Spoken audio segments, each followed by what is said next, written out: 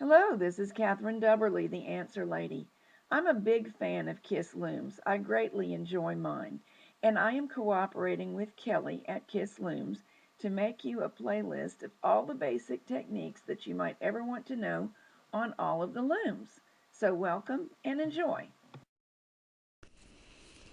Today's subject is bind-offs using the regular gauge loom. This is a regular gauge slim loom with 60 total pegs, but it really doesn't matter how many pegs you have or are binding off. The process is the same.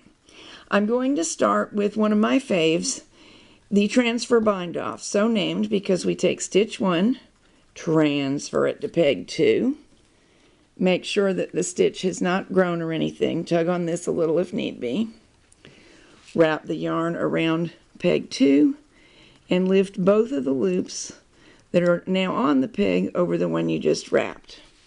And then we transfer this stitch to the next peg over. Wrap the peg, lift the two bottom loops over the top loop, and keep going. You will see when I finish that this makes a nice, neat chain stitch looking edge. So if you did a cast on that has a chain stitch look, this is a nice match. There's only one pitfall that I know of. Some people have difficulty doing this step that I'm doing right now and keeping it even and not overly tight. If you are one of those people, here is an option for you. The Kiss Loom rule is normally never, never, never go in front of a pin, as I am doing right there. But we can break that rule just for the bind off. Because the pin is involved, it's automatically spacing the amount of yarn that I'm using, making it a little bit more. Now when I lift off, I'll lift off the pin as well. We're not going to leave it there any length of time. Wrap the pin and the peg if you're using this method.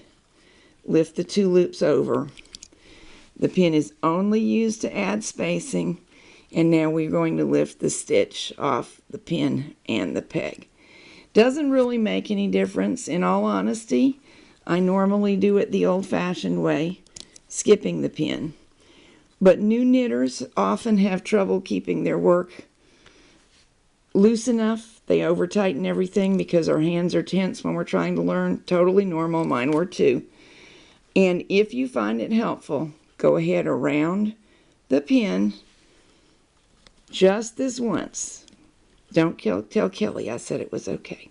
No, she knows I do this. And here is what you get. Let me turn it so the camera gets a nice look. There's your edge.